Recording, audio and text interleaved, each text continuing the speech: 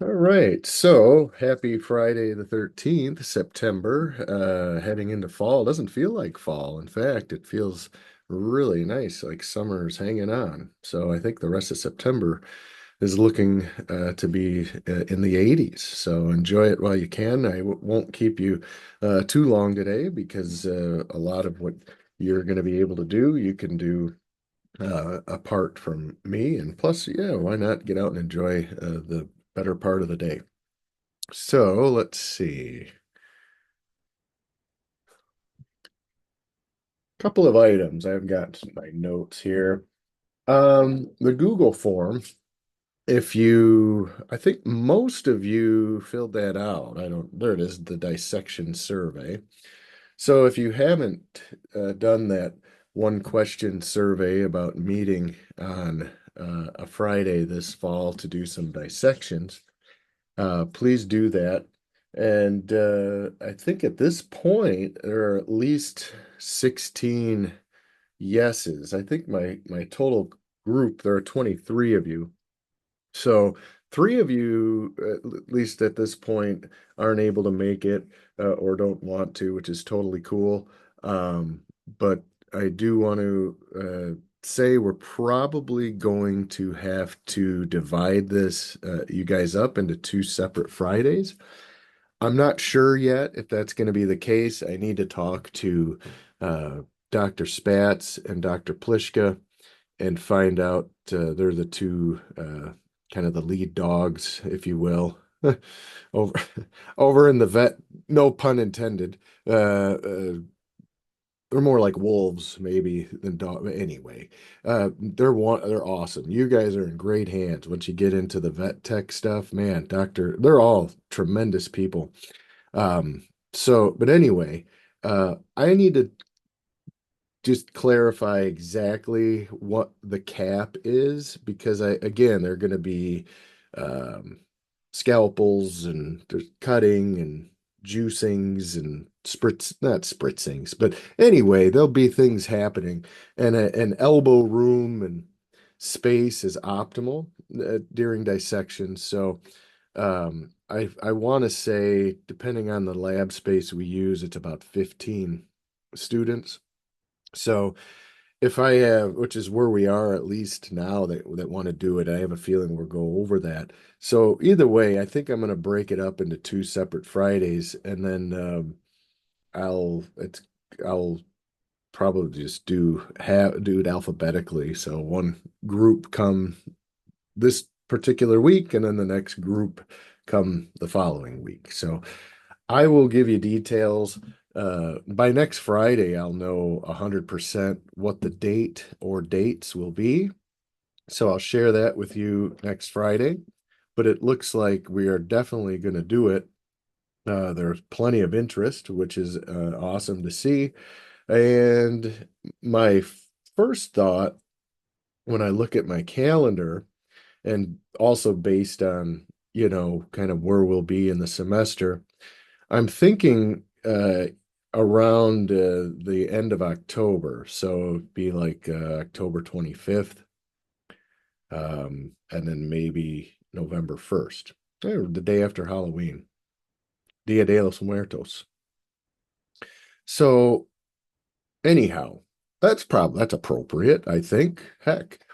So well, not plan on, but think about that in your calendar. Look at your own calendars because next Friday, I'm going to propose to Dr. Spatz and Dr. Plishka that Friday the 25th of October and Friday November 1st will be the two dates um, that I'm gonna that will meet and dissect everything. So it may go a little longer than 2 hours to, we'll be there. I'll be there by 11:30, if not before, but we'll start at 11:40 and it may go over 2 hours. It may get into, we may finish at like two. So, I mean, but if you have to leave or whatever, the kidneys are the last thing we dissect, last organ we dissect. So, I mean, if you have places somewhere to be or whatever, I totally get it. So anyway, we'll start at 11:40. Like I said, it'll be likely it's gonna likely be the last Friday of October. Now, and possibly the first of November. Now, if you guys are gonna be all, out at Halloween parties all night and Friday, November 1st doesn't sound appealing, I totally understand that. We can make it November 8th too, but regardless, I still need to check with those guys over there. So anyway, next Friday I'll have more firm details. And if you have not done the survey, if you have no idea what I'm talking about, uh, you have the option of meeting on a Friday at the end of November or at the end of October, beginning of November, to do some in-person dissections of we'll do brain, sheep brain, cow eye, uh, pig heart, sheep lungs, I believe they are, and sheep GI tract, and probably pig kidneys. I'm not actually sure the kidneys are either cow or pig. So, but anyhow, if you would like to do that and like to participate, please go to this dissection survey and click yes. If you don't want to participate, please go to the survey and click no. Like I say, I think I'm at about 18 of you. So that means I think like, I don't know, five of you, uh, 22, I don't know. Anyway, 4 or 5 of you still need to do it. All right, so let's move on from that. Thank you for filling that out. Those of you who did, those of you who still need to, thank you for filling it out at some point. All right, lab safety. Let's look at that. So this is where you're going to want to be. Oh, real quick, I did add a link to our course YouTube channel down here. So I've populated it with a few videos. There'll be more as we go.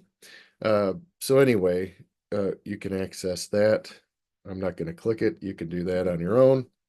Let's see. What I do want to get into today is lab safety. Since we are talking about uh, meeting in person, and performing some dissections, some of what we talk about today is going to be relevant. Some of it may be relevant in the future in other labs that you do. So we'll just figure out, let's see, Google Slides. That's what we want. Okay. So anyway, some of this may never be relevant to you because it involves like, hazardous like waste or something. I mean, I don't know, or gases. But anyway, let's see, slide. There it is over here. Sorry about that. There we go. All right, so I'm going to go through. You should still be able to see my screen. And of course, you can follow along as well by accessing that link. So, animal biology. Again, the purpose of this is really to provide you with some of the basics. I'm sure most of you have had a lab at some point, probably in high school, maybe in college as well, maybe even in grade school. I don't know. But I think we might have dissected a worm, in like sixth or seventh grade, maybe a frog too. I don't, been a while. But anyhow, yeah, so I'm sure all of you have dissected at some point, or at least been in some sort of a science lab classroom. So you are going to interact with organisms. Um, Ours are certainly in this course we're going to be dealing with organs, not any organisms. You will, however, be working with organisms as you go through your vet tech program, both living and dead. So preserved, I should say. So anyway, we want to make sure you have a little bit of background. And again, you will likely go through something similar in other lab courses that are going to be tailored to that specific course. So this is basically just an intro to some of the hazards that you may encounter. Um, Watch this video for general overview of laboratory safety guidelines. We are not going to watch that. You can certainly watch that. I'm going to go through. This would be if we weren't doing this together, if this was an asynchronous web course, you would definitely want to watch that video. But and if you're absent and you're watching this video on from the YouTube channel, because I will upload this sometime today, um, then again, you want to click on that and watch that on your own. So, potential hazards and risks that we may run into, certainly biohazards. The probably some, although nowadays I think most of the preservatives that these organs are in are extremely non-toxic. I mean, we're now in 2024. So in the old days, they were using maybe some suspect chemicals for preservatives, but those are really biohazards that we would be potentially dealing with, and certainly on the same level as the chemical hazards. We're not going to be dealing with we're not going to be doing any chemistry this semester. So, but anyhow, physical hazards, certainly your scalpels could put in scissors, sharp probes, anything like that could be a physical hazard. And really, in a classroom, your backpack could be a hazard, right? A physical hazard could be so, or your hair being too long and getting caught in something, right? Those could be physical hazards too. So it's more than just the scalpels. So generally, when you come to a dissection lab, you really don't need to bring anything. You can if you want, but I supply you with the dissection tools, and I also will have a screen, a TV or a board screen, projector screen, where I'll have the slides for the dissections that we're going to be doing.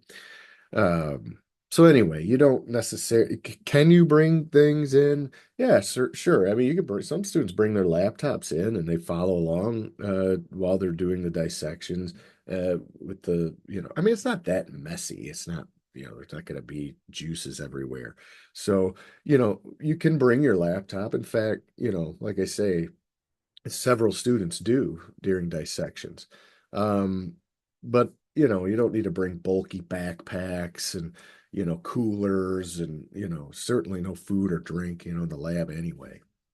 So let's see. I've got yeah, absolutely. Yeah, definitely. Notebooks for notes, definitely. Yep. So you can even trim it down, like I've got a big you can't, I don't know if you can even see it, maybe. But this is, like your typical 8 by, that's a bulky notebook. You may want to shrink it down, just bring like a smaller notebook and just jot things down. And that way then you're taking up less room. And plus, if you get some juices on it, or if you whatever, right? You spill something on it. You don't want it to be like one of your primary notebooks. So yeah, good question. Yeah, so yeah, I would bring, just maybe something smaller to jot notes down on. Um, that way, if like I say, if it's a notebook you use all the time and it gets kind of gunky, you're not like, ugh, darn it. So anyway, yeah, I'd suggest that. Like I say, you can bring your laptops too, uh, tablets, but just try to, want to limit really kind of what you bring. And the weather is likely gonna, well, I don't know. That's the end of October, so who knows? So it could be 30 degrees by then. I don't know. So you may have coats, things like that too. But I don't want to over emphasize, or make it seem like, it's too like you can't have anything and that, no. It's just you can just don't bring like giant, you don't have to bring books in and a bunch of stuff. So if you have like big handbags, or purses or whatever. I mean, I get it. You don't want to leave it in your car, but maybe put it in your trunk. I don't know. Elk horns, it's a pretty safe bet that nothing's going to happen, but you never know. We do have security. And you guys know where that building is, I presume. The Vet Tech building right now, they're doing road construction right on that drag there. Can't even Centralia, maybe whatever that street is that kind of goes east-west on the south side of the campus. Um, that where the Vet Tech building is. They're doing a bunch of road construction there. You can still get to that building, from the south parking lot.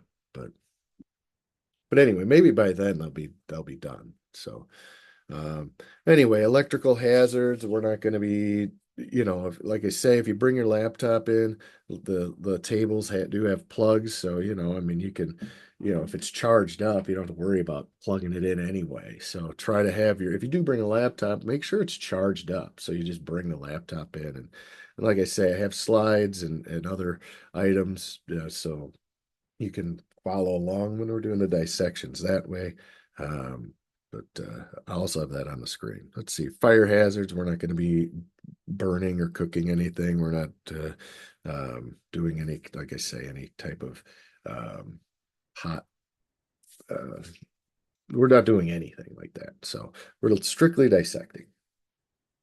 Let's see. Oh, PPE. We'll talk a little bit about that. I will provide you with what you need for that. I don't know what your um, supplies list and from the bookstore. It may have said goggles, but I have those. I supply those if you need them.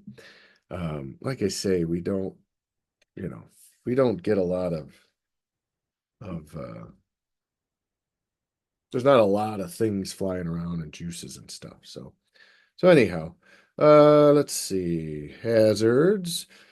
Something that's potential to cause harm. A risk is the chance of harm when exposed to the hazard. So, the hazard is a backpack left in the aisle of the lab. The risk is somebody could trip. All right. So, microorganisms, which we don't do, someone could become infected.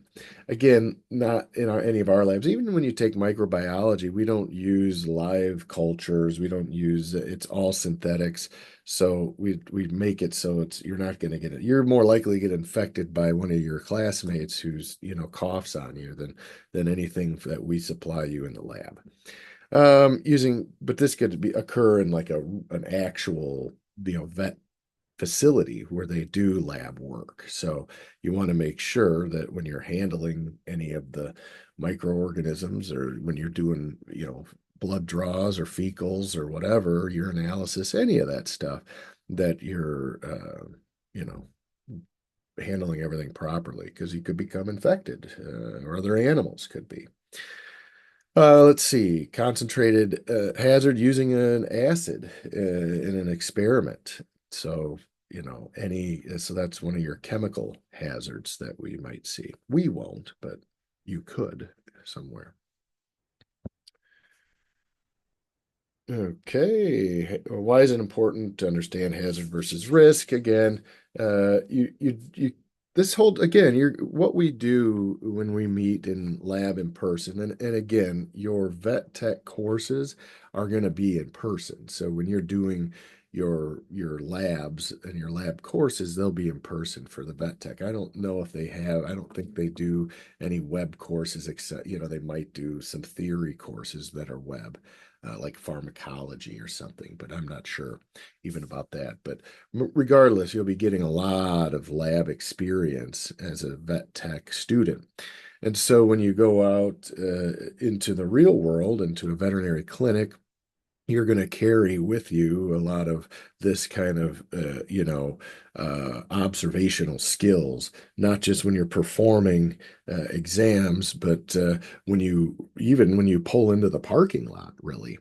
So, heck, everywhere you go, you should be a lot more aware of your surroundings anyway. So maybe some of these science courses that you're taking are also going to kind of trigger some critical thinking and observational skills that you can use all the time. So that's really the goal, anyway, from me, from my perspective, to at least impart on you this semester. So anyway, when you come into a lab, when you go anywhere, you want to maybe assess your surroundings and look for potential hazards that could be risky. So, being aware allows you to take actions to minimize the risk of a hazard becoming a major problem. So, and potentially remove the hazard. Communication is key.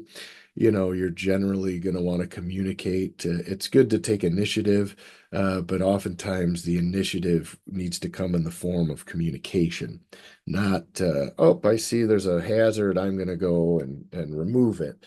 That may not be your lane. That may not be what you're trained or even really capable of doing. So, generally speaking, the idea is you want to communicate to someone who can take care of that hazard. Again, that holds true in all facets of life. And it's certainly in our own homes, right? Heck, I don't have toddlers anymore. I have an 11-year-old and a 17-year-old, and you know, and I have a dog. So the hazards are sometimes Legos, you know, random dog chewy stick or rawhide that's hidden in the carpet. And anyway, right? So there are constantly risks or hazards that can potentially cause some sort of harm or risk. So anyway, I don't want to belabor any of this, so we're going to keep going all together. All right. So anyway, when you're in the lab, we want to think about appropriate lab attire. Any questions on hazards and risks? All right. Again, I think throughout your lives up to this point, you've experienced both, and hopefully we can, an ounce of prevention, right, is worth a pound of cure. So that's the idea here.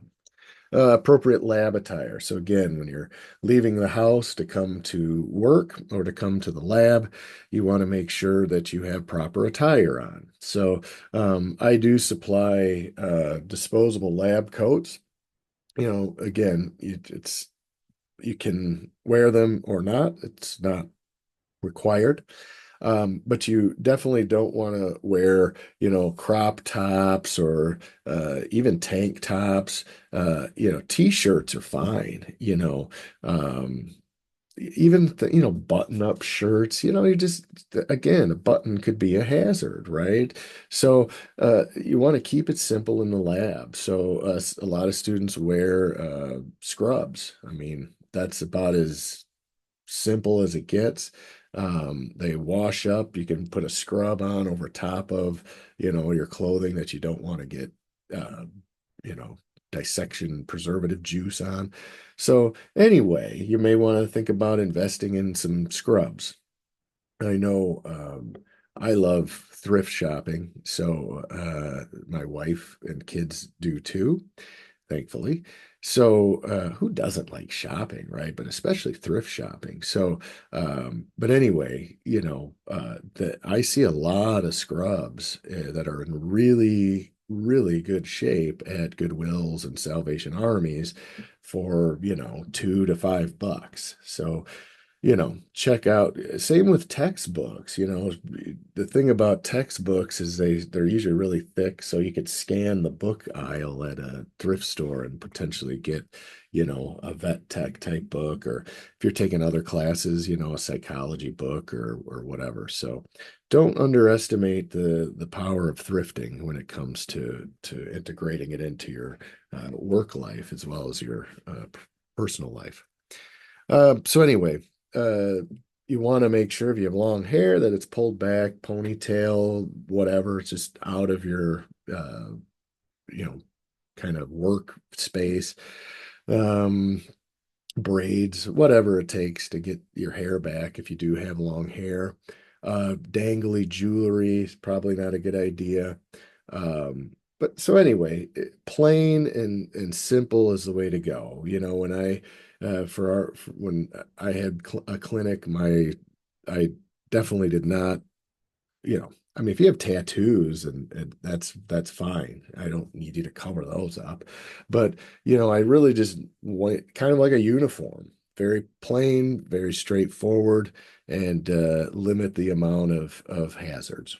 So, and also you limit the amount of, at least when you're out in the professional world, we want to limit the amount of stimulus and potential trigger for our patients and our pets. Because I guess the pets are the patients, but every pet has an owner, and they're the ones usually who we deal with more than the pet when it comes to communicating. So anyway, we don't want to trigger. We don't want to wear things that might trigger someone or trigger an animal. So we just want to keep it pretty straightforward, pretty basic.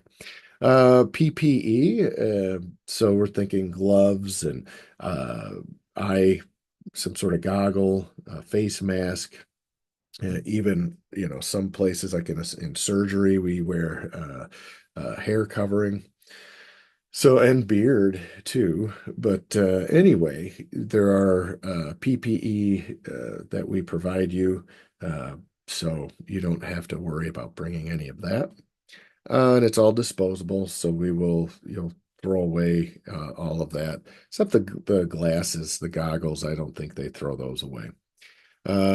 Maybe they do now. Andrew, our lab tech, he is in charge of all of that. So I know recently they've been giving out goggles that are all packaged new. You wear them and then you throw them out. So anyway, I don't know if that's still the case. COVID changed a lot of PP. PPE became a common uh, acronym in the real world, with COVID. So I don't have to talk too much about that anymore. Food and drink is definitely a no-no in the lab. We do not even bottled water, capped bottles of water.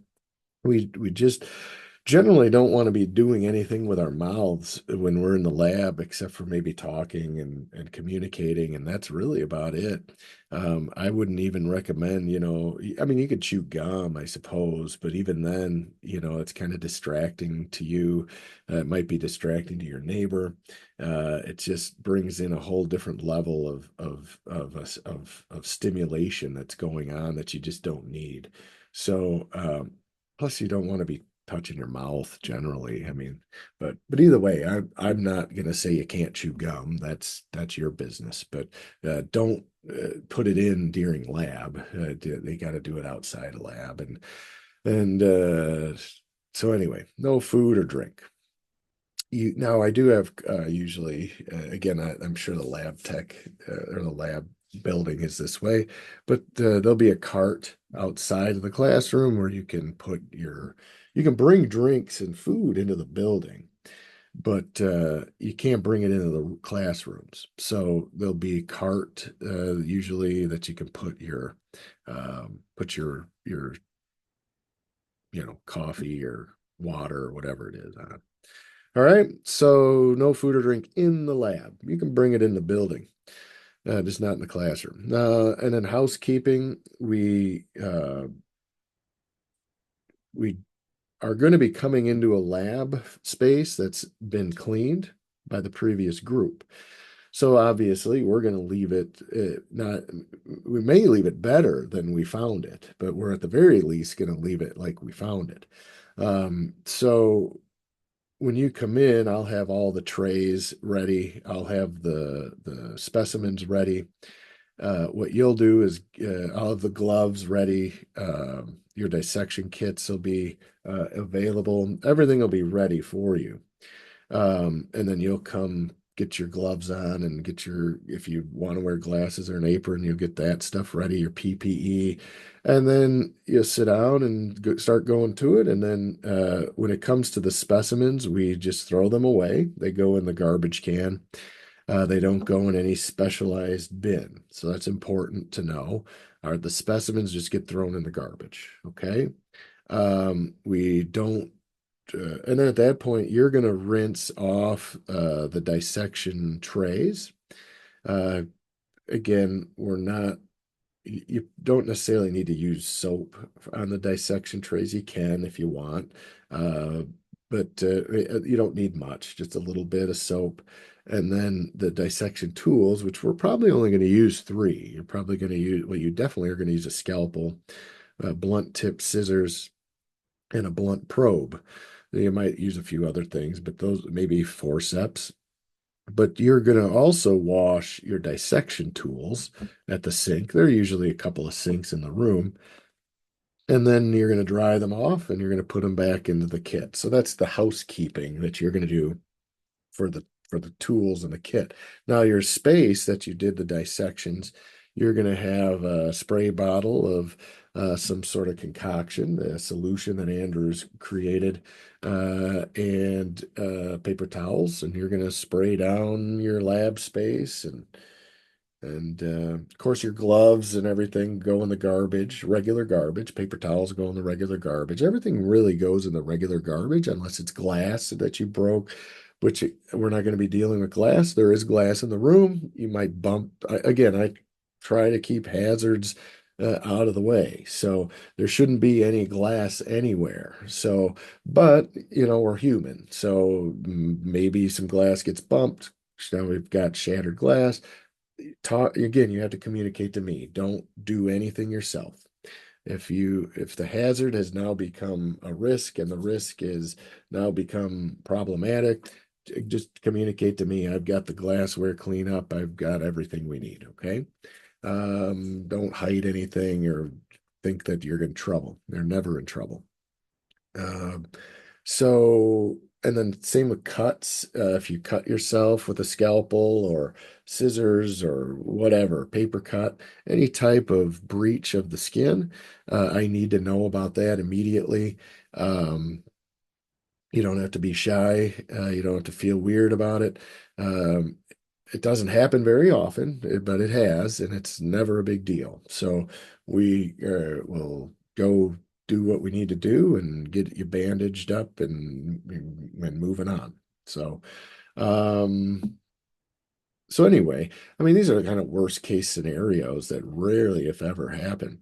Now, scalpels, say that you get your dissection kit and you're going and it's just kind of like having to like really dig at the specimen. We don't want that. You need to let me know right away that I might need a new blade, and then I'll take care of that because the scalpel blade replacement process is a little tricky. So just let me know, hey, Kevin, I need a new blade. I say, no problem. Zip, zip, done, done. Here you go. And that's it. And we have what's called a sharps container where that blade is going to go. So I have a glass bin for any broken glass or even glass like microscope slides could go in there. And then I have a sharps bin where any type of syringes or scalpel blades, anything like that would go. Um, and then I have a biohazard bag for, if you bleed and you've got gauze and um, paper towels, whatever that we're getting, all of that can go in the biohazard bag. But generally, we only use the garbage can. So most of what I'm saying is hopefully going to be, not applicable in this course, but it could be applicable in future courses or situations. Could be applicable in here, but you never know. Okay, so lab attire, again, come to lab prepared. Got to tie back the long hair, cover the skin from shoulders. Basically, you know, um, we want, you can have your arms showing, um, but yeah, we want to avoid shorts. So you want to wear pants. Again, the scrub uni is ideal. Okay. Let's see, tops full. So here's a summary up here in this little box. Uh, full coverage of torso, even when reaching for lab objects. So again, like baggy sleeves are no good, you know. Like this guy, he's got a button-up shirt, kind of baggy sleeves. Like I'd say that's not something I'd really recommend. Whereas this, just a regular t-shirt, you know, I don't know. This is a little much. I don't you know you're not doing a 5K, so. Yeah, shorts, that's out. You know, this, I don't even know what that is. Um, you know, it's just hazards. Like this is good, right? It's scrubs and a lab coat. You know, stilettos, you know, and platform, definitely out. So we want closed-toed shoes. Sweatshirt's fine, but again, you know, a lot of sweatshirts, you got the hood and you got the drawstrings and you got the baggy and you got the, you know, just I don't, that's probably not a good idea either. So, if you need a sleeve, you want to go with like a, you know, a t-shirt that's sleeved, you know. Anyway, I hope this is all making sense.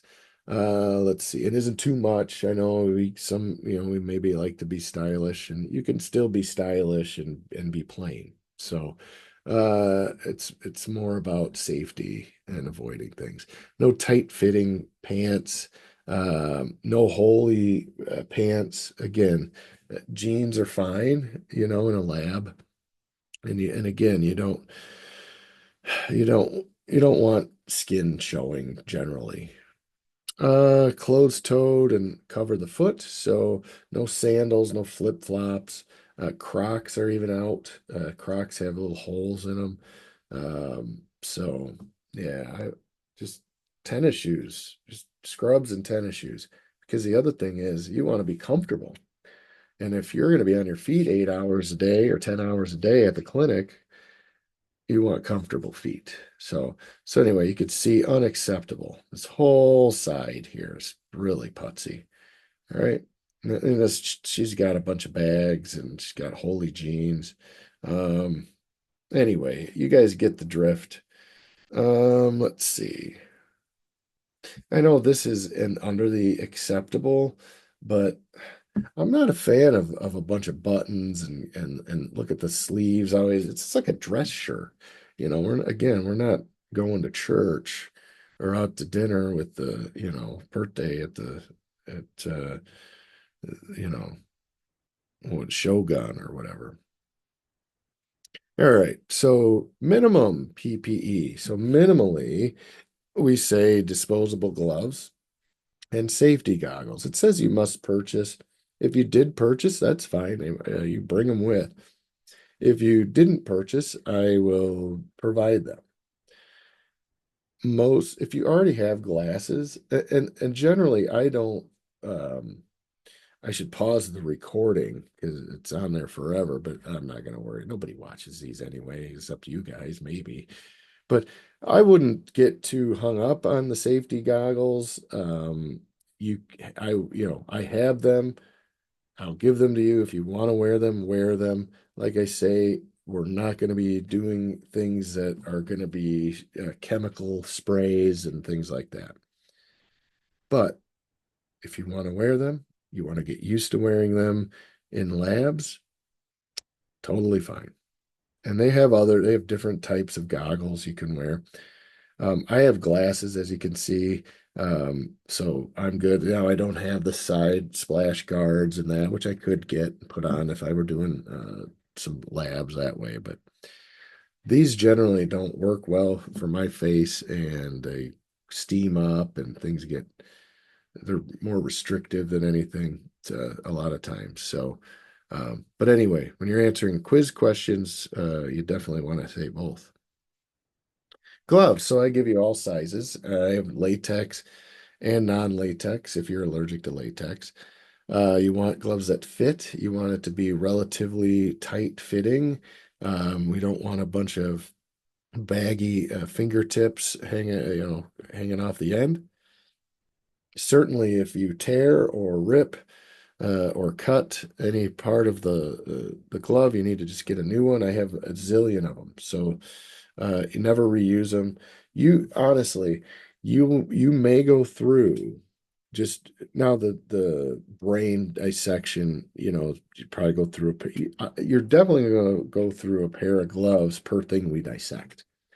So once we're done with the brain, take the gloves off, maybe even wash your hands. Yeah, right afterwards.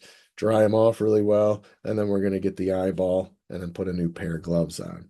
Now, unless if you didn't really do much with the brain, you just kind of touched it and looked at it, to just leave them on. We're going to get right into the eyeball and keep going. But just know you can change your gloves as often as you'd like. Pardon me. I think I already mentioned no food, drink. I did already mention. This is also something that again, you want to kind of avoid your mouth. I would even recommend masks. I mean, people are already, it's the fall season, and here in a few more weeks, I mean, who knows with the weather and with people just being gross and generally, or in general. You may want to consider bringing. I have masks too. So if you don't bring a mask, you don't have a mask, but you decide, yeah, I kind of think I'm gonna wear a mask today. I'm gonna be real close with other people. Maybe I just don't. I wear masks 'cause I don't want to smell other people, frankly. I mean, it has nothing to do usually with anything else, but I get a sensitive nose and it's morning. I don't know. Maybe you haven't brushed your teeth. I mean, I've been a teacher 25 years almost, and so I've smelled it all. And so anyway, a mask I mean a mask before goggles in my world. But anyway, plus that'll keep you from some folks just can't not touch their face. So this is, I mean, you're dissecting preserved organs. So if you have like a face touch thing going on, definitely put a mask on. All right. Good housekeeping. Again, garbage. We're going to put garbage in the garbage can, which is everything we do.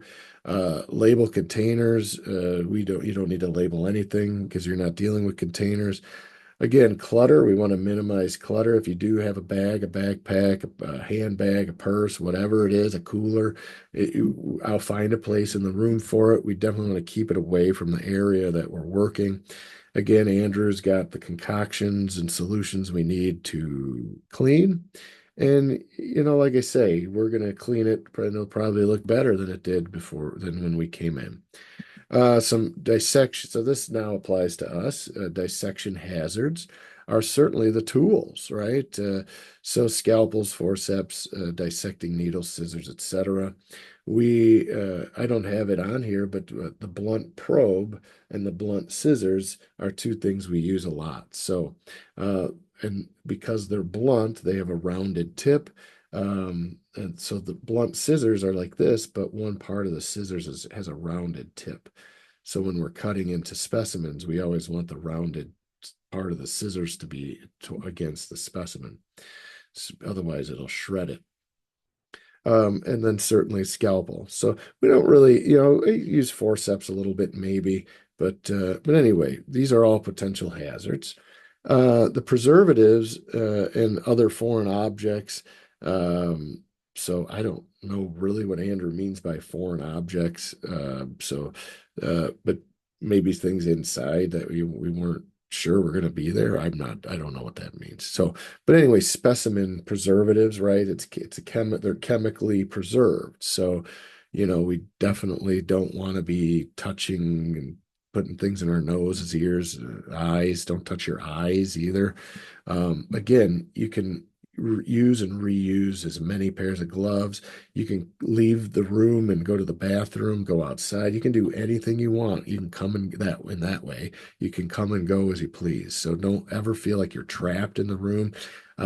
Depending on what room it's in, if there are windows, I definitely keep windows open. Most students are curious about the smells. The smells are different for everybody. Um, to me, the brain and the eyeball and the heart, they don't really smell that much to me. There's a little bit of a kind of a, I don't know.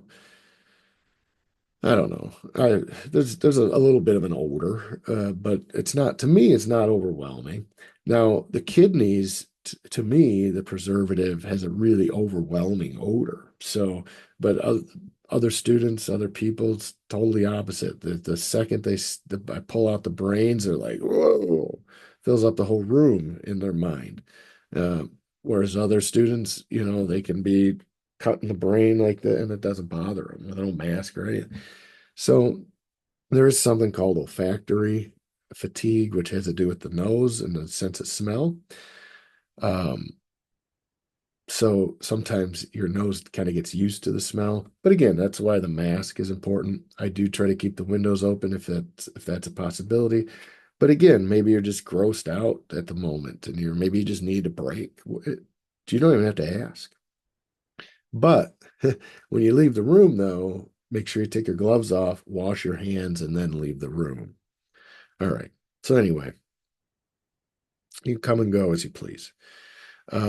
Again, odors can be a potential hazard for sure, and they're different for everybody. Oh, the GI tract, that's a crapshoot. Well, literally, it's a crapshoot. But anyway, regarding the smell, you never know what you're going to get with that. The digestive tract, they're all new every time. So I've had some, I pull them out, and they're 30 feet long, 20 feet long. So all compressed into like a 5-gallon bucket and maybe even a 3-gallon bucket. So anyway, I've pulled some of those out and they don't smell a thing. They're perfectly done. I've pulled other ones out and I've smelled it all, where it almost knocks me out. So, whew, just thinking about it. But that doesn't happen very often. I don't know. Again, it's a GI tract. There could have been some sort of bacteria in the stomach, one of the stomachs. Who knows? But anyway, be aware. Like I say, I definitely recommend mask and I will have window open. Heat flame, we don't do any of that with dissections. So you don't need to worry about heat flame. All right, so follow all instructions. I'll provide you with those. In fact, they're going to be step by step. The PowerPoints are already in there, so you can even look ahead if you'd like. Again, goggles, like mask, maybe apron or lab coat. Again, not necessary. I do provide disposable apron/lab coats and certainly gloves. Pardon me. I think at this point, I'm pretty sure all of ours are ethanol. I'll ask Andrew, but yeah, some of these again, I provide you with everything, so I will be serving up Andrew Bourdain style. Um, which leads us to the next bullet: never ingest any of the parts, and certainly don't remove them from the classroom. Um, oh, speaking of that, I think I might have. I'll have to look. I might have some pregnant rat specimens, so we may do that too. Let me write that. I'm gonna write that down because I'd like to hit every system if possible. So, reproductive system. That's usually what I do. Is I usually try to have one male rat and then a couple of pregnant female rats, and then you can see you know, the reproductive tract of those. So I'll write myself a note because I have to let Andrew know as well, the lab tech, um, the date or dates, and then how many specimens and get all the numbers basically. So that's why I need to know for sure how many of you are going to be coming, and then that way I have to tell Andrew. So please do that Google survey. I think, like I said, are four or five of you that haven't done that. And that can be aware of our surroundings. All right, so we're going to zoom through some of this. So when we have our scalpels and scissors and anything else, tips are going to be facing down and away, certainly. We try to cut away from ourselves, so even side to side, so parallel with yourself or perpendicular or at an oblique angle, just trying to not cut toward ourselves. If you're holding something and you're cutting, you want to cut away from your thumb. You don't want to cut toward your thumb. So, or if all else fails, use, other instruments like forceps or a blunt probe to hold whatever it is you're trying to cut, or have your partner hold with tools. Have your partner hold it with their hand and then cut toward them. Don't do that. So anyway, cut away from your body and away from your partner's body. Only grasp instruments by the handles. These scalpels are extremely sharp. They're medical grade surgical scalpels. So like I say, when you go to use them, if you're finding they're not cutting like they should, just tell me and I'll get you a new blade. And then wipe tools clean after use. Again, we would take care of that over at the sink, and then we just put them right back into to the containers. Sharps. So and again, if you change the scalpel blade in the future or on your own, the old blade will go in the sharps container, as well as contaminated needles. Um, Broken, bent, recapped, or resheathed by hand. You always, and again, we're not going to be using needles, but in some of your vet tech courses, you will be using syringes and needles. So you'll be trained on how to properly dispose of a used syringe and needle. But again, scalpel blades, pipette tips can even go in there. Yeah, we don't want to put sharp objects in the regular garbage. So when the garbage gets pulled out, it ends up poking through. We don't want that. All right, broken glass.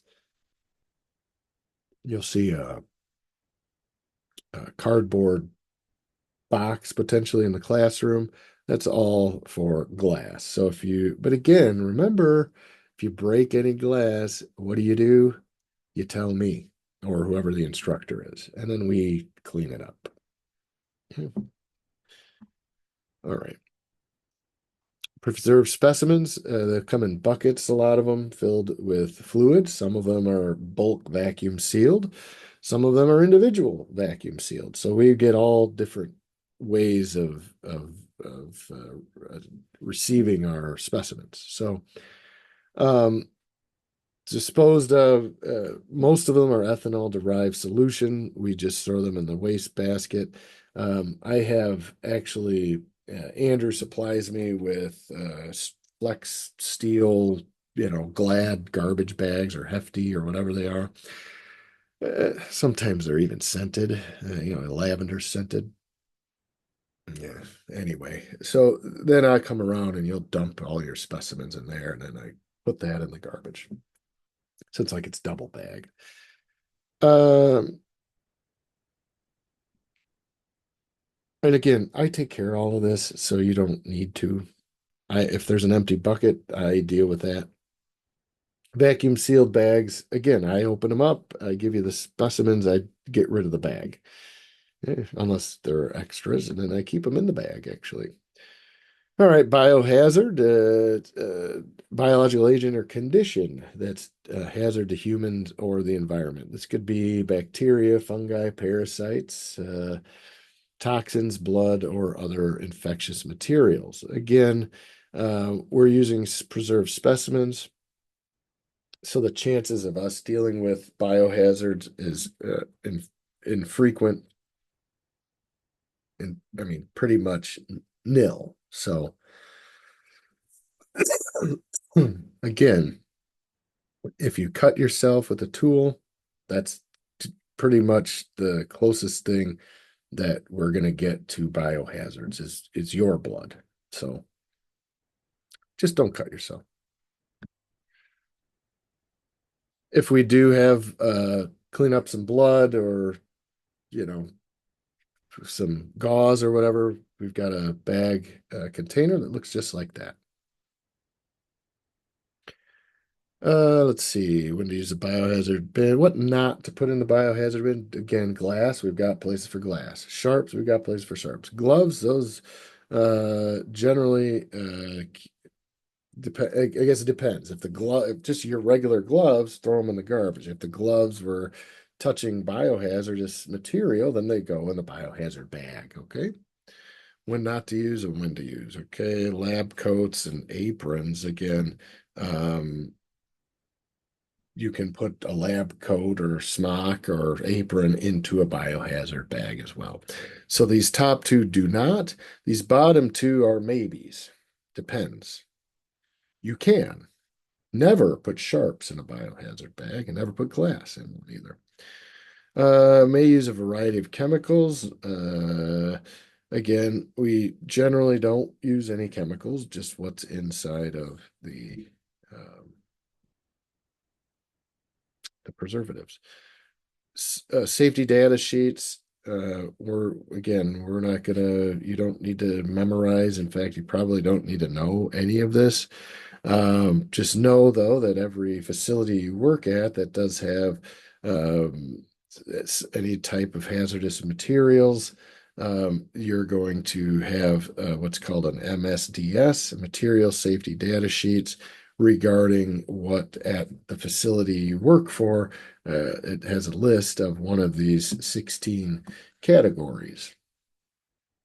So just be aware if you um, or when you work at a clinic, they will have material safety data sheets because they're definitely going to have gases under pressure. There'll be corrosives as well, flammables, potential oxidizers, definitely some poisons. So anyway, the list of what's at the facility will be contained in like a three-ring binder that's going to be, placed in a spot where anybody can go look through it.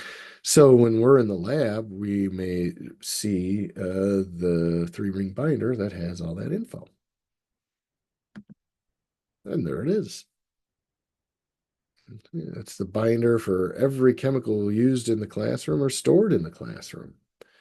So that will tell you. And of course, nowadays, everything is also online. Okay, a couple of items of note that if things do happen, chemical splashing into your eyes, we do have an eye wash station. It's going to be with the sink. So this little arm will swing out. We could turn the water on. We push it here.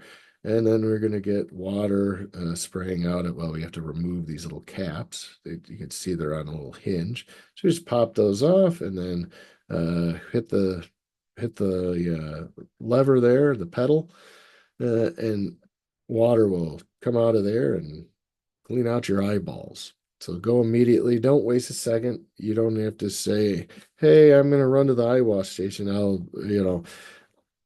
Hopefully your partner will notify me of that. And then just start flushing your eyes. Hold them open. So hold your eyes open with your finger and push the lever with the other hand. Okay. Roll your eyes around, flush for a full 15 minutes. Now, that's a long time. 15 minutes of water spraying into your eyeball. So that should be enough of an indicator to you that you probably don't want to get chemicals splashed into your eyeballs. So that's why we promote goggles or glasses or both. Um, but like I say, we generally aren't using a lot of splashy stuff. But regardless, yeah. 15 minutes. Ooh-wee. That would seem like an eternity. Um, so and again, you want to help your client. So if your partner's next to you and for whatever reason they get a bunch of chemicals in their eyeball, they need to run over to the eye wash station. You need to tell me, and then you need to go help them, and I'll be right there too. It's funny, some of this stuff it makes it seem like the instructors it seems like we're in like this gigantic, like a warehouse facility or something where we could be at opposite, like a half a mile away. And then it makes it seem like the instructors is not around. So both of those are false. The lab rooms are not very big. We keep it that way because we like small groups of people. We get more accomplished. in smaller settings. And and I'm always in the room. So if I know what's going on at all times with each and every one of you in the lab. So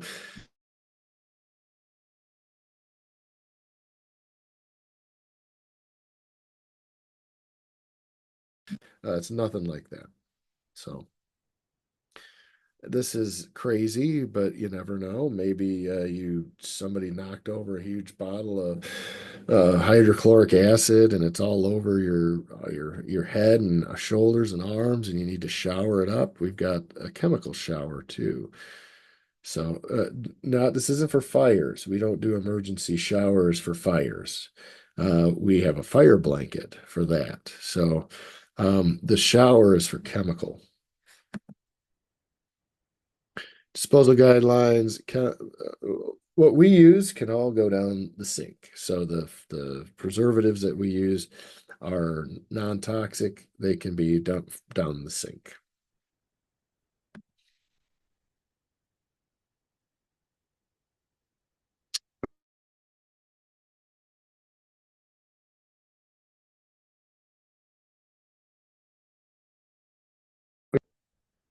We don't put spilled back into original. Once it's spilled, it's done. If we any solids, well, maybe you get anyway, there'll be some solids. We're not going to sweep them up. We can wipe them up. I don't think any solids, any parts are going to fall on the floor, but if they do, we'll pick them up and we'll clean them with the same thing we clean the tabletops with. Okay. Anyway, I'll be in the room. You're not going to be handling any of that stuff anyway. Here's the fire blanket and a fire extinguisher. So in case of fire, um, in the event of a fire, we're going to use the extinguisher. If a person is on fire, we need to get them to stop, drop, and roll, and we need to get the fire blanket and wrap them up in that until the flames are out. Leave the building. There's no elevator where we're going to be. And yeah, we just need to get out of the room. All right, is there going to be a test online? Yes, it's coming up in about 5 minutes. We're gonna do it together. It's a 11 question quiz.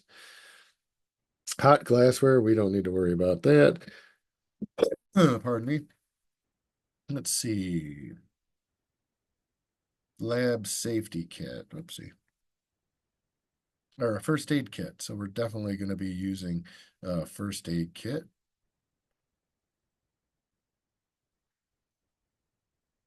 Okay. So let's see. Each classroom. So yeah, again, this would, if you cut yourself, you need to let me know. Report all accidents, no matter how incidental. All right, anticipate hazards and additional links, and that's it. So let me get off of that. Okay, let's go back to lab safety. Now, what you're going to want to do is go into your Brightspace. And there's an animal biosafety training quiz. You want to click that.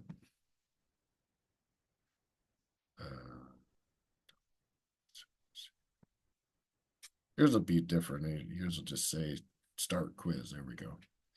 So you want to start that quiz and you want to do that right now. We could go through it together, but yeah, you need to take that right now.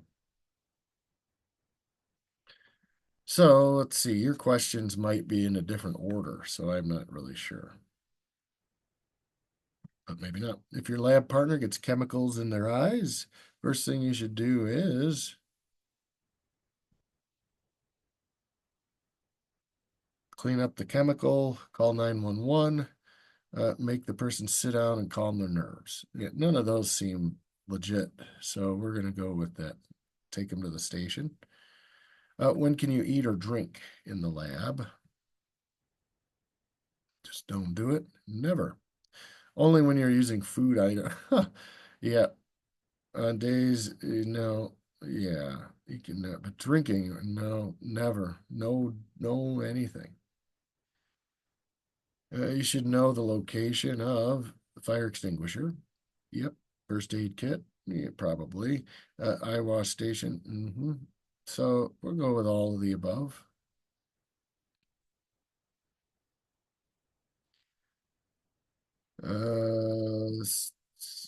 Following situation, what's the hazard? Lab activity using a scalpel. You're not paying attention, cutting toward yourself, and you cut your arm. Oh, what's the hazard? The scalpel, right? The scalpel's the hazard. Remember, the hazard's like a physical object, typically, or a chemical object, something of substance. Uh, how do you discard broken glass is not contaminated with a biohazard? So it just got a clean beaker and bumped it, fell onto the floor. I come over, I sweep it up into the bin. What do I do with it? Remember, I have a glass bin. It's not contaminated. Put that in the glass bin. What's oh, the font got small there. Which of the following is not an example of appropriate lab attire?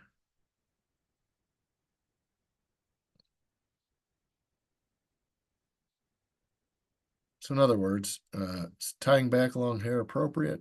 Yes. Wearing jeans without large holes or tears? Yep, that sounds good. Removing your winter scarf before the start of lab? Absolutely. Wearing a crop top? Well, that one doesn't sound right. So we're going to put that one. Which of the following PPE should you wear when handling a chemical or performing a dissection? Gloves, goggles, both, or neither? Remember, we want both. We want gloves and goggles, right? Good. All right. While performing a dissection, you make a small cut on your hand, start bleeding. What are you supposed to do? Put a new glove on and ignore it. Report the incident to the instructor. You then wash your wound and dress it with items found in the first aid kit. Use the first aid kit to dress the wound, but don't tell the instructor. Excuse yourself to the restroom, wash the wound, wrap it in toilet paper. When you return, don't tell anyone. Well, three of those make no sense. So common sense would tell you number two, and because we just went through this. So what do we do with preserved specimens? Uh, place them back into the container. You're not responsible for anything. Place in a garbage bag in the garbage bin. Throw them in the biohazard container. Remember, preserved specimens, believe it or not, we just put them in the garbage. Okay. Splash. Which of the following are safety equipment used after chemical splash has occurred? So chemical splash, remember, we could use the safety shower. We could also use the eye wash station if chemicals got in our eyes. Are we going to use a fire extinguisher or a fume hood for splashes of chemicals? No, I don't think so. All right. And have you read and understood? And are you going to adhere to all of that? I hope you hit true. All right. So 5 minutes later, do you guys have questions on that? I'm going to hit submit. Uh, allow this preview. I don't know. Mine's at the preview, but yeah, I don't know what yours looks like. But yeah, you want to submit it, and hopefully, hopefully we got them all correct. Sure enough. Whew.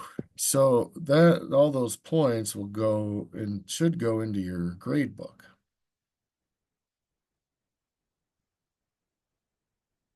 Yeah. And I believe I have these set on unlimited attempts. So if something happened and you weren't able to get those taken care of, 11 out of 11, then you can do it again many times as you need to. Okay. Questions on lab safety. And again, we'll see each other in several weeks. I won't go through that whole thing again, but you'll be able to see what I was talking about at the very least. Okay, Unit 1. I'm not going to go through this. We're going to do, I'm going to show you some McGraw-Hill stuff, but I do want to remind you that the Unit 1 outline and slides are in here. I did put a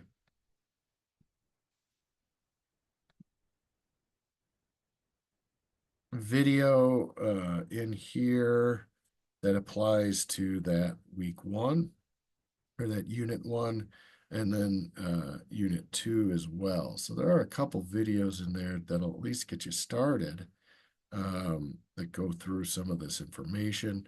And then there's a Unit 1 quiz. It says it's due Sunday. Remember, everything's due by the end of the semester. So it's December 6th was when everything is due.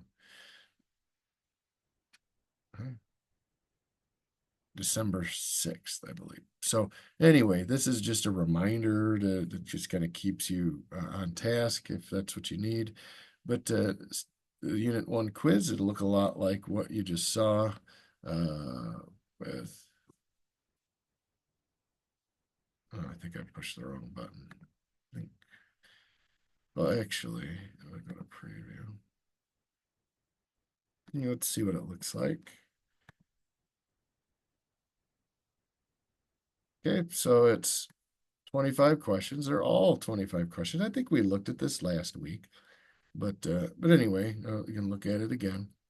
You'll be able to answer all of these questions from my PowerPoints, from the notes, the outline of the chapter, as well as from your book.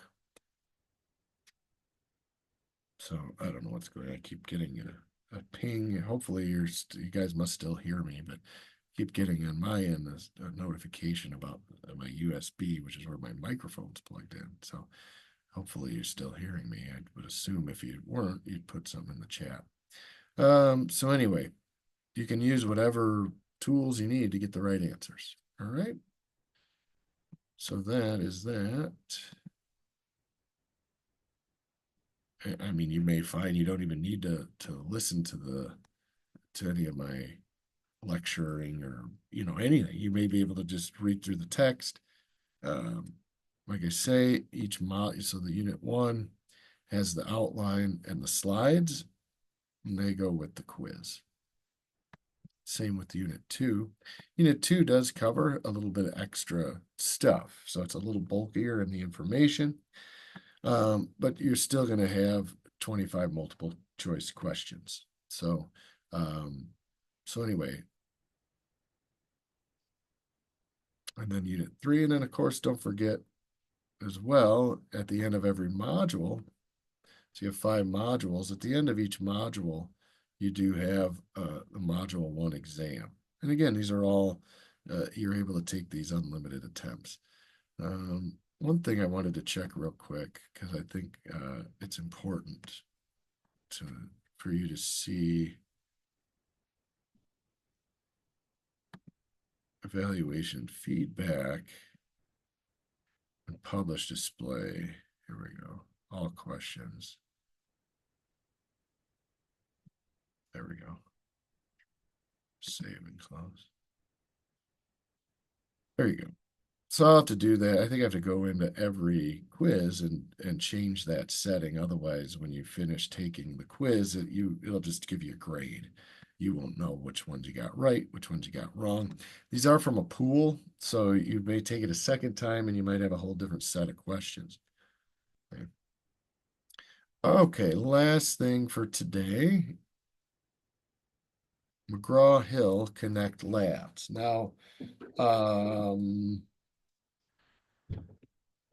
if you received the wrong, it's been a kind of a weird deal. I know. I did go through and 2, 3, 4, 5, 6, 7, 8, 9, 10, 11, 12, 13, 14, 15 of you.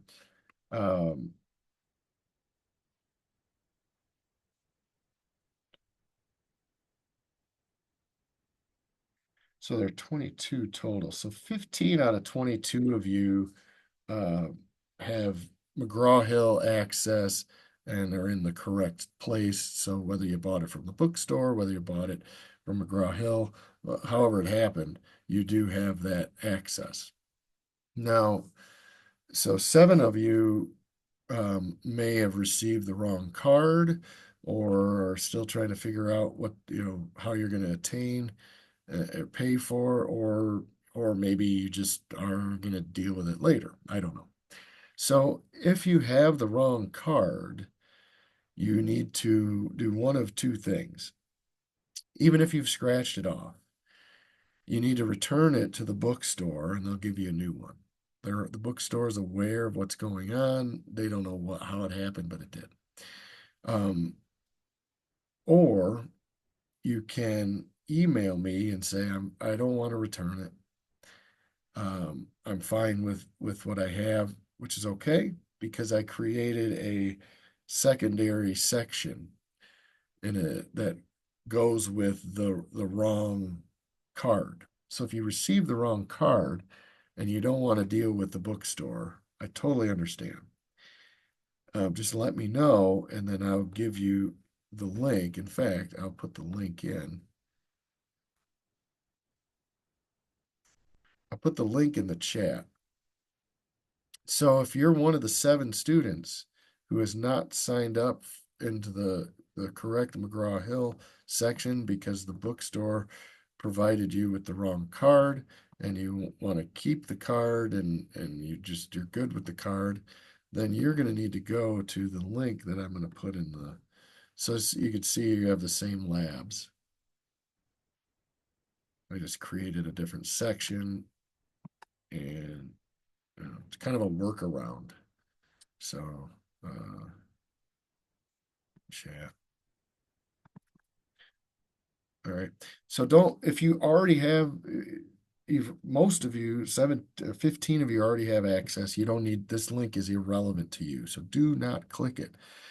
This link is only if you purchase the access code, you receive the wrong access code, and you don't want to return it to the bookstore.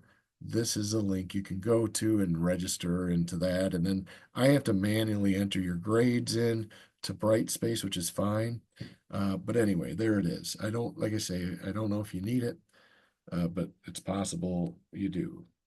I know Haley, maybe, if you're in here, you got the wrong code and maybe a few others. But anyway, your other option. Oh, and by the way, I'm in Brightspace, as you see. McGraw-Hill Connect Labs are in there. 15 of you that have McGraw-Hill Connect going, you're going to want to access Lab 1 directly from Brightspace. So you can click that like that, and it'll tell me something different, but it'll say I'm not authorized or something. Yeah, so good. 1 is doing it, 4 of you have submitted it, and 11 haven't started. Oh, good. So we're at 16. So somebody else joined in here as well, although this could be. So anyway, you're not going to get this. This is the instructor vantage point, but you're going to get something similar. You're going to actually be able to do the lab. So at this point, once you've opened one lab from Brightspace, it's now connected your Brightspace with your McGraw-Hill. So all your McGraw-Hill labs will be graded. The grade will be put into Brightspace as soon as you finish the lab.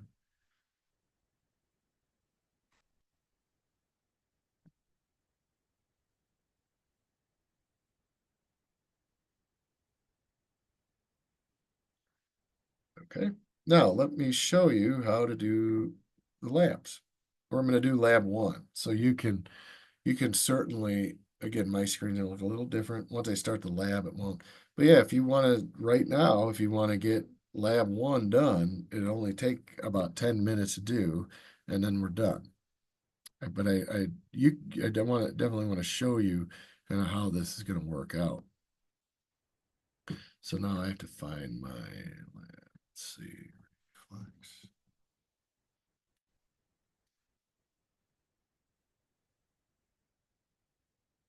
All right. So this is, there we go. This is what you should see when you click this and open it and you get to lab one. So lab one should look like this. Oh, and by the way, remember you can do the 2-week free trial. And I noticed some of you are doing that. So, you in the 2 weeks, you could try to get all the labs done in that free 2-week trial period. It's a lot, but I don't know what your schedules are like.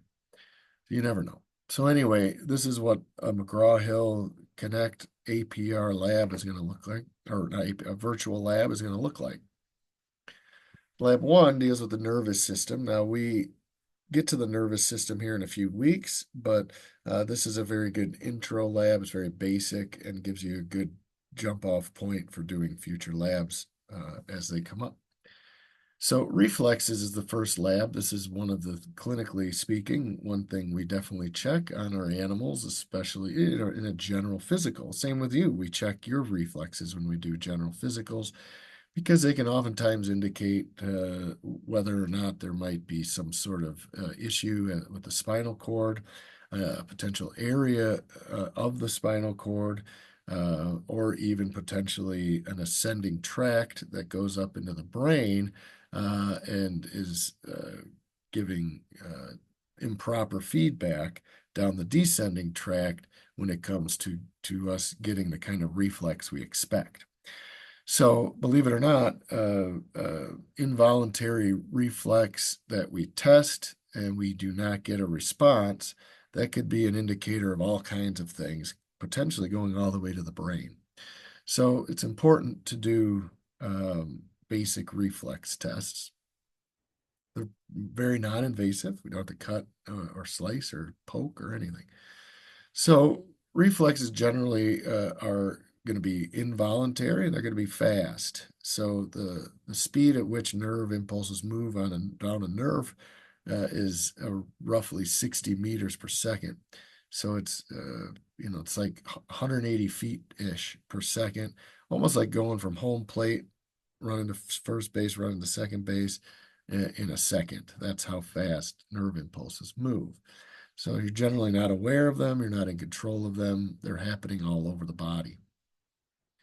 So we think of the nervous system as and then as being the brain, the spinal cord, and nerves. And the nerves are double pathways. They have an input receptor pathway that's going to be bringing information to the central nervous system. Then there's an effector pathway that's going to leave the central nervous system and go out to usually a muscle or a gland. So the skin is oftentimes a good spot, as well as tendons, where we're going to get some of these receptors. So the receptor receives the stimulus. And then the what's called the afferent with an A nerve pathway is going to go towards the spinal cord and brain. So the afferent or sensory pathways, remember, everything is either sensory or motor. Sensory comes in, motor goes out. Stimulus in, response out.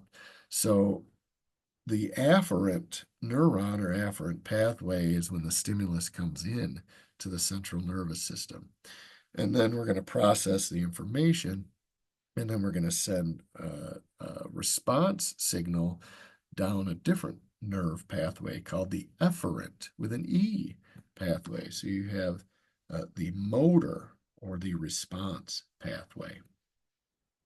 All right, and that that nerve, that efferent pathway is going to terminate at what we call an effector. An effector is what's being effected. So the effect is the muscle is going to contract. So generally, like if I touch something hot, the stimulus is going to go on an afferent pathway to the center. The brain or spinal cord is going to send out a signal to say, move your hand from the heat. So the effector pathway is going to end at my muscle. So we have what are called monosynaptic reflexes.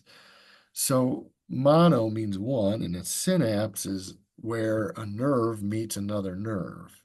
Okay, so in the body, we have again the stimulus getting picked up by an afferent neuron at the skin and sending that to the spinal cord.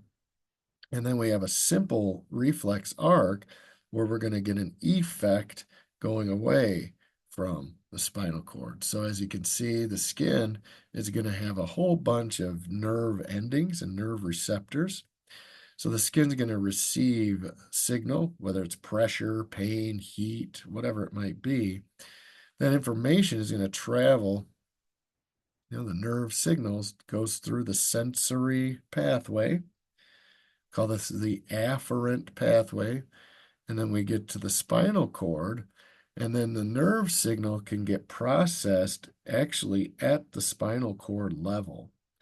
So we may not need the brain to process the information.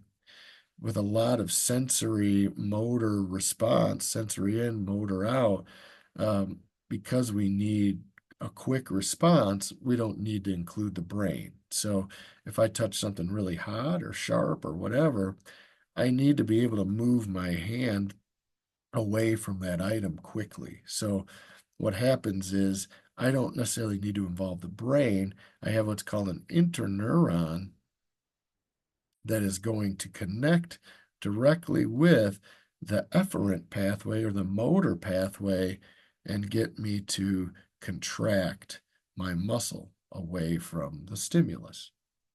Stimulus in, response out. Okay, so you can see the nerves, sensory nerve, motor nerve. This is an internerve, interneuron, inter, I-N-T-E-R. If you're taking medical terminology, INTER means between. So between the neurons, between the sensory neuron and the motor neuron, I have an interneuron. Now, some of that information will make its way up to the brain. Your brain will remember, right, that, ooh, fire equals potential damage, right? All right. So we can look at 5 different reflexes, biceps and triceps. So the biceps are anterior, triceps, posterior portion of the arm, the patellar or the kneecap, calcaneal, which is your heel, and then the plantar, which would be the bottom of the foot. So in the clinical setting, we may use, in essence, like a little hammer, right? So the broad side, the A side of the reflex hammer is used to tap tendons or ligaments directly. So this flat side here we use for the patellar, so the kneecap, the calcaneal. So the calcaneal tendon, you guys have also maybe heard of it called the Achilles tendon. That's the kind of the back of the calf area down to the heel. And then the triceps reflex test we're going to do down, that's the back of the arm. We could do that down toward the elbow. Okay, so you'd use the flat surface one for that. The pointed side is to touch a finger that's placed over a structure of the body. So you place your thumb on the biceps tendon and then tap. Obviously, this is somebody else's arm. You put your thumb and then you tap the pointy part onto your own thumb. So you'd never use the pointy part to tap directly onto the patient. You use this to tap on your own thumb, which is palpating. For this one, it'll be the biceps tendon. Okay, so triceps, patellar, calcaneal. So the middle 3, we use the flat side. For biceps reflex, we're going to use our thumb and tap our thumb with the pointy side. And then for the plantar reflex, we're going to use this kind of flat spoon metal side. It's kind of like a tip, and we're going to run that across the bottom of the foot to see if we get that Babinski reflex that we're looking for. All right, so once you're ready, oops, you click next and you go to it. So which part of the hammer is used to test the biceps reflex tendon? So remember, for the biceps reflex, we used that pointed rubber side. And by the way, if you answer these incorrectly, it will prompt you to answer it correctly. You get unlimited chances to do it. So, anyway, so here's how we're going to do the biceps reflex. So it says select the reflex hammer. So you go over and you just single click it. That's all you do. You don't do anything else. Just single click it. And now I'm holding it. You see, I can move it around. This is use the crosshairs to guide your thumb. There we go. Over the biceps and strike it with the hammer. There we go. Record your observations in the lab data. So that's it. And I record my observations and lab data. Biceps. Did we get flexion at the elbow? Did his elbow bend? Sure looked like it. So we do flexion at the elbow. Hammer return. And then click go to phase 2. So again, if you try to grab the hammer and see it won't let me pick it up, you just have to single click it and let go. And now you have it. And now you can move it around wherever you want. And remember, you want the thumb lined up. So as I'm moving it around, you're not going to hit it there. You want it on the tendon. And you can see he does elbow flexion. And then you come back, and now I click hammer return, and it drops the hammer. And then I hit lab data, and then I hit go to next phase. If I forgot one of these, it won't let me go to the next phase. All right, now we're doing triceps. So we want the broad rubber side. So then it says select the hammer, strike the triceps tendon. So the triceps tendon is going to be somewhere down around this area. So you can see, oops, back. So we struck it and we got elbow, elbow went like this. So we get elbow extension. And we go to phase 3. Now we're going to test the patellar reflex. So again, remember we use the broad side, submit, grab the hammer and let go. Remember, just click it and let go. Don't try to click and hold it. Pardon me. Then we come over, tap his patellar tendon, or if we can do both. Sure enough. So you can do either or both. Drop off the hammer. So what he did, patellar reflex is going to cause leg extension. So his knee extended. When you bend your knee, that's called flexion. So do extension of the knee. Go to phase 5.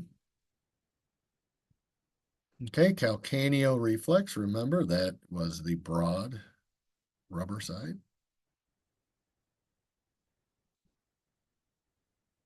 Same thing, pick up the hammer, just tap it and let go of it. Now I can move it around wherever I want. Remember, the calcaneal tendon is the Achilles tendon. So we can tap it anywhere. And what we should get is his foot should go like he's standing on his tiptoes. So we call that plantar flexion. So sure enough, he did plantar flexion. So we go back, lab data, plantar flexion.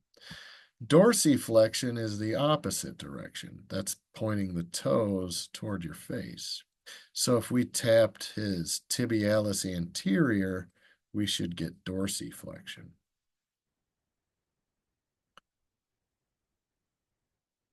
Okay, which part of the hammer to test the plantar reflex? So remember, this one was the metallic tip. So now this one has got a couple different pathways. This says select the starting point of the correct pathway to slide from the heel to the base of the large toe. So from the heel to the base of the large toe. So we're going to do this one over here. So again, just tap this. And we're going to find the right one. And sure enough, you can see his toes curled. So that's a positive. Okay. There they go. I don't know if it'll even let us do. Yeah, see, it won't let us do these other ones. So that's why it's important. Again, start from the heel to the base of the large toe. Okay, so heel, and then you get that reflex. So we got to put that hammer back, go to lab data, and we got plantar flexion of the toes. Dorsiflexion or extension of the great toe would be the other way.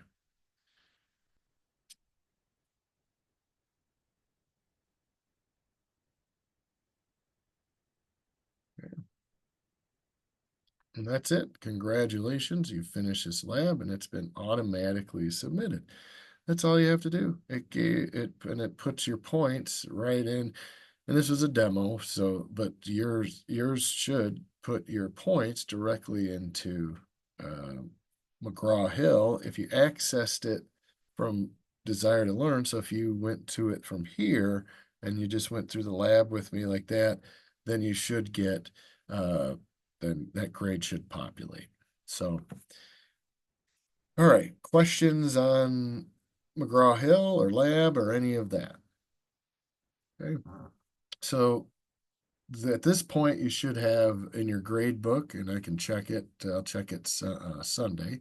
But in the grade book, you should have 11 points for your quiz that you just did. And then you should have 25 points or 30. Actually, I think I made the labs 30 points or 25. I don't remember. Either way, you should have, well, I can check. Bing, bing, bong, ka-doo, ding, ka-doo.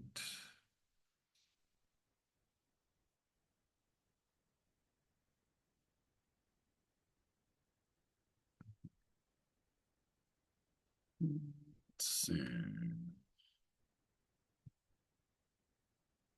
Yeah, so that's the quizzes. Let's see. Labs. Excellent. So 30. Yeah, so the labs are 30 points. Actually, it looks like some of you followed along and some of you did those labs. Some of you have been working ahead. I see Lauren and Reagan. Excellent.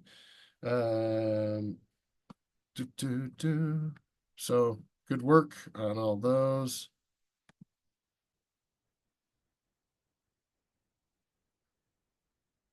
Cool.